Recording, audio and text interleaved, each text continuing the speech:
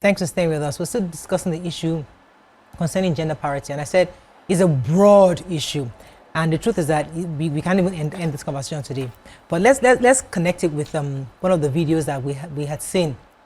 And if our producer are able to play it, where a gentleman was advising a couple, saying that there's nowhere that says a woman should be the one cooking. And none of the books said it. It's just that we have just kind of accustomed to saying that it's the role of a woman to cook. Now, that is one end. Some would argue that in every home, there should be a division of labor. Some people will say somebody's role is to nurse the baby, somebody's role is to bring in the funds for the house. We have to divide these things. So why are we now acting, we're trying to destabilize what we've grown up to know? And they will ask you that, but you all grew up with this model and you turned out well. Why are we now trying to disrupt the model that the world has already designed? Because it's been effective in many ways. At least it has birthed quite a number of people who are doing great today. So why are we now disrupting that flow? Is there a need to disrupt it? Mike, what are your thoughts? So, I'm going to go back to before colonialism, before Christianity. In Africa, there was this misogyny did not exist like that. I mean, women went out to work. Warriors. Yeah, women were warriors. Women were respected. With the advent of colonialism and Christianity and Islam, women became the lesser sex. In the Bible, I always say, God is referred to as a man. And we women agree. He.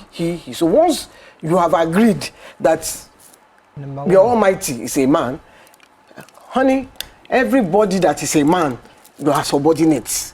So when you now try to say, yes, I am, tomorrow you will go to church and say, he.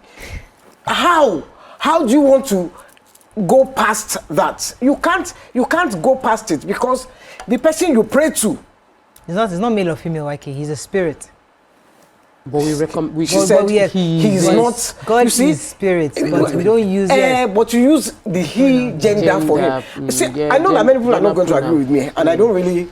Yeah. It's not really. I don't really care.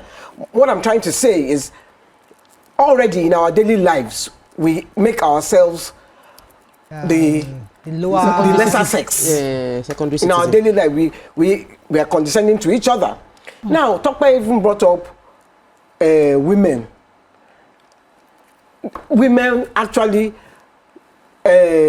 feed this narrative. Like when Natasha was fighting in the women were cooling her down. There are videos of women doing. They didn't stand beside her and say yes, because that was their opportunity. Which is my tone it down. Yeah. To fight for a voice. I'm reading a tweet from Moses who's saying, why are we complaining? We are fighting in men's spaces. Politics is a man's game. So already politics. What is it? How is it a man's game? Let me build on that, because somebody yesterday will discuss this, mentioned this, and she was saying that in the early days, before the requirement for voting was you had to be a man first. You had to be 21. You had to be. There were certain. You had to have maybe 100 pounds. You have to have certain. They were saying that back in the even charter, in the West. They're just talking about in Nigeria. Before we had the constitution back then. So gradually, it was in the 1950s that we, as women, now got the right to vote. And it was even in late 70s that before women were included in the constitution in the north to contest. So the point is that it was so recent. So it was a man's club, rightfully back then, and that's why they say women need they need to be given. There was never a level playing field for us, and that's why today women must be given that extra space, given that extra opportunity to catch up, because we're trying to catch up. They've had this club for years. What you're saying. So I'm just trying to explain what that woman was trying to explain to us yesterday, but based on the data. That women are still, so we need that, because I was arguing that don't give us extra seat because we should earn it. But say we don't even need to earn it because they should give it to us because we didn't have a level playing field in the first place. So we are trying to catch up as women into politics. So, that was the point. Then I get that because it was the same in every way. Even in the US, up until some years, it was politics was an entirely man's game. Game. Women had to fight for the right to vote. Yeah. Women had to fight for the right to have their own name, even in England. At some point, they were like table and chairs in a man's house, which is why we are still doing Mrs. and Mr. to today, meaning that you're now belonging to the estate of your husband by taking his name. So you did not have an identity. So my question, Nyma, is that why are we disrupting this flow? Is the whole world. Now, let me explain. Because it's not a Nigerian conversation. We are right. No, it's not a global conversation. It's a global one. Yes. So in the US, they don't even have a female president as old as their constitution is. And they will never agree. See, Hillary tried. Then this woman, she had everything against her. She was Indian, she was black, she was a woman. There was no way she was going to win. Very, very racist community. Okay, let me. My point is that we know that these things happen, but we know that it was not the same, just as YK said, in our own history. In our own history in Africa, there were women who were regents, who were kings in certain of our rural communities before we brought this system of governance we use today.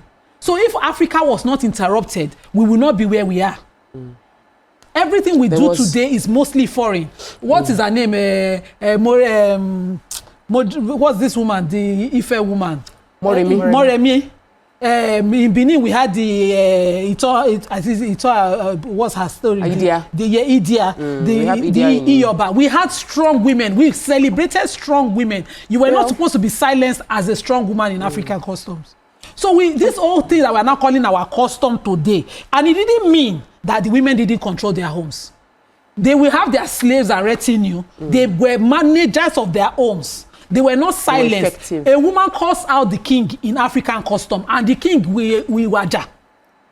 Yes, we have it in our history, in our African history. We should read and know well. So this whole thing we are discussing today is because somebody came to interrupt us with one funny colonialism. Let me take this caller first. Good morning, thanks for calling. You're live. Oh, I'm so sorry for keeping you. I wanted to say, you see, this colonialism, this way of the woman being a less agenda. Yeah, it was in the West as well. But the women fought. They had to fight. They fought to be. So we now lost our own. That we already had. While they were fighting, we were losing our own, giving lying down for people to be stepping on us. And they now they're still less in the Western world, but they have a voice. A woman can get married and decide to keep her name. We get married and decide to keep your name in Africa. The man will ask you, say, eh? I remember when I was getting married. I say people will just abuse me. Don't worry, I'm ready. I don't check social media. If you abuse me, I won't know.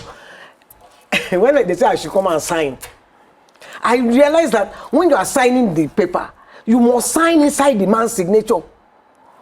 So I felt like marriage certificate. In the marriage certificate, I had to sign inside the man's signature. Really? So I felt like a spider inside a fly inside a spider's web. That's what I felt like that when I was signing like this. I don't understand. Don't you have your own Yenikuti, your own signature name is different? What I remember is I had to sign inside my husband's signature. Okay, that was where my signature was. So that means that you are owned, lock, stock, and barrel. You no longer have an identity. Let me take this call. Good morning. Thanks for calling. You're live. Hello. Hello. Go ahead, Tope. So I feel that in the past few days I've been studying Judges, where especially the story of Deborah in the Bible. So Deborah in the Bible was a prophet, a judge, a prophetess, a judge, and she was a warrior. You know, when you want to understand a thing, you need to understand. For you to fight, they call it in strategic negotiations. They will say that if you want to win a war, you need to look at who are the beneficiaries of that war. Gender parity conversation has beneficiaries. The beneficiaries are the patriarchal men who get everything handed to them.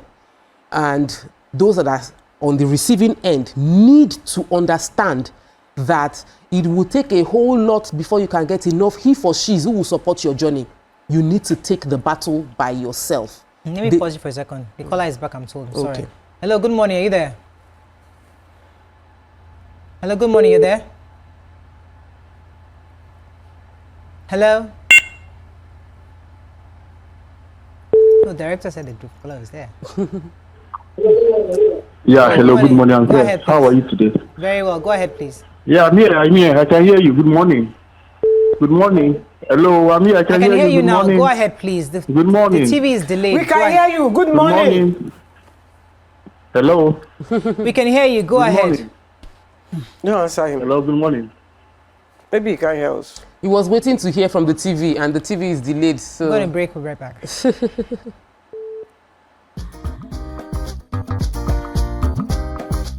Stay tuned. Your View will be right back.